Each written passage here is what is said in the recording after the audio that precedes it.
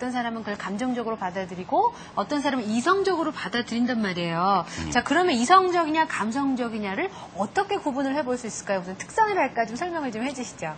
항상 판단을 하잖아요. 근데 판단을 할 때 머리로 판단을 하는 사람이 있고요. 어떤 사람은 가슴으로 판단을 하는 사람이 있는 거죠. 머리로 판단을 하는 사람들은 이성형이라고 얘기를 하고요. 가슴으로 판단하는 사람들은 우리가 감성형이라고, 감정형이라고 우리가 얘기를 해볼 수가 있습니다. 예를 들면 제가 이제 립스틱을 진하게 바르는 사람이 아닌데 이제 빨간 립스틱을 바르고 나타났어요. 그럼 친구 중에 감정형의 친구는 진짜 어울리지 않아도 야, 너 이상하다 이렇게 얘기하지 않죠.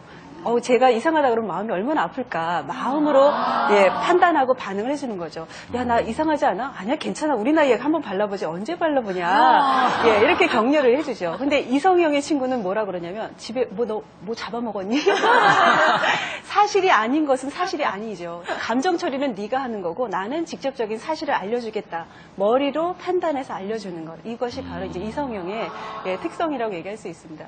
이게 이제 아이들의 유형을 봐도 똑같이 이제 나타나는데 이성형의 아이들은 상당히 법관형이라고 볼 수가 있겠죠. 법관형이요? 항상 옳은지 그른지 사실인지 아닌지 이것이 맞는 얘기인지 아닌지. 그래서 이 아이들이 어릴 적 특성을 보면 근거나 사실을 알고자 하기 때문에 왜라는 질문을 상당히 이제 많이 하는 그런 특성들을 이제 보여주기도 합니다.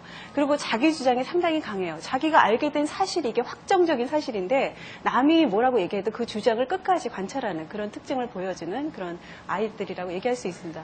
반면에 감정형의 아이들은 좀 캥거루형이라고 저희가 얘기를 할 수 있는데 아까 VCR에서도 보듯이 계속 엄마가 따라다녀야 되잖아요. 캥거루의 그 아이들 특성을 보면 엄마 뱃속에 들어가잖아요. 네. 항상 엄마 세월을 좀 느끼고 싶고 좀 감정이 좀 내 감정을 좀 알아줬으면 좋겠고 보호받고 싶은 이런 심정을 이제 갖는 아이들인데 이런 아이들의 특성이 있다 보니까 좀 질문을 많이 해요.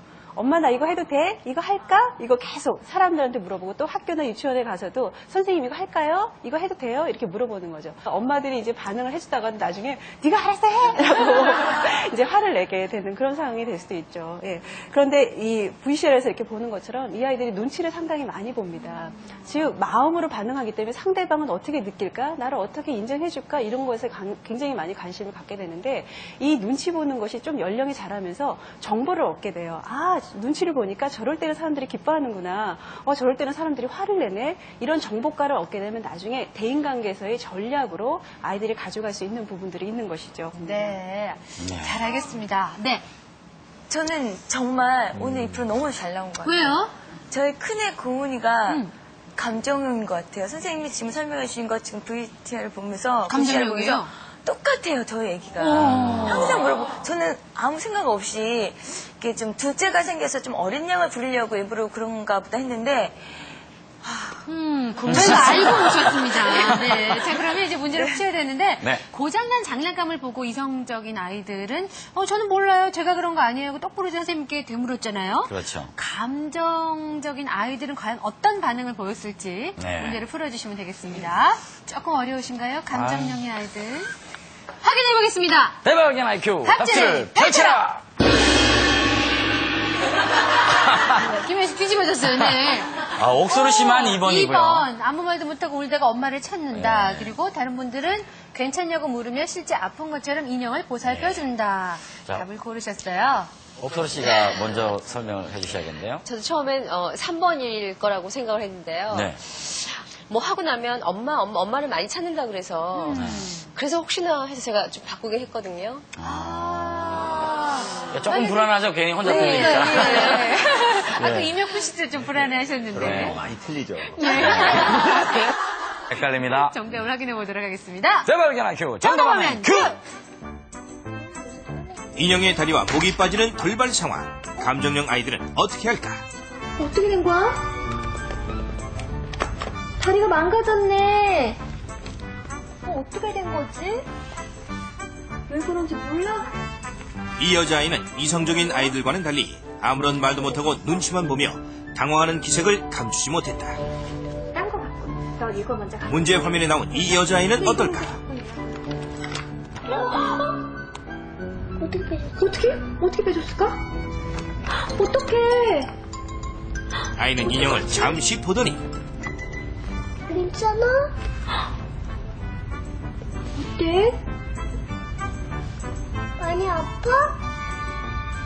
아프냐고 물으며 실제처럼 보살펴 주었다. 그리고 공룡의 목이 빠져버리자 예슬아, 어떡해. 좋은 생각이 있어요. 어떡해. 호해줄까?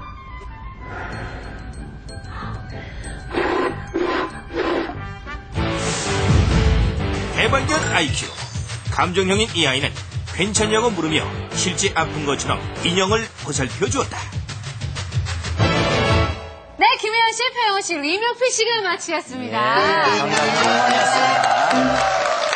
아까 좀 전에 야. 교수님께서 감정적인 아이들이 다른 사람을 많이 배려해준다라는 말씀을 해주셨는데요. 저렇게 좀 어떤 그 다른 타인에 대한 배려, 이런 게 감정형의 아이들의 장점이 아닐까 싶은데, 어떠세요? 이 감정형 아이들의 장점 혹은 단점은 어떤 것들이 있을까요? 자기 의견을 똑바로 얘기하고 사실에 대해서 잘 축적하는 아이들이 칭찬을 많이 받는데, 사실은 엄마가 어디가 아파, 엄마가 좀 슬퍼 그러면 와서 엄마 아파? 라고 말해주는 애들은 사실은 감정형의 아이들이죠. 네. 예, 그 화면에서 보다시피 감정형 아이들의 가장 큰 장점은 공감 능력입니다. 타인에 대해서 이렇게 공감 배려할 수 있는 그런 능력의 아이들의 소유자라고 얘기를 할 수 있습니다. 요즘에 우리가 정서지능 얘기 많이 하잖아요. EQ. 그러니까 우리가 IQ보다 EQ가 높아야지 사회적으로 성공한다 그러잖아요. 이런 감정형의 아이들은 좋은 EQ에 좋은 밭을 갖고 있는 아이들이다. 이것이 이제 이 아이들의 가장 큰 강점이라고 볼 수가 있겠죠. 즉 자신의 감정에 대해서 잘 이해하고요. 타인의 감정에 대해서도 충분히 배려할 수 있는 이런 아이들입니다. 근데 이제 좀 도와줘야 되는 부분이 뭐냐면 감정이입이 많이 되다가 그게 너무 심해지면 자기의 감정하고 타인의 감정을 분리시키는 게 너무 어렵죠.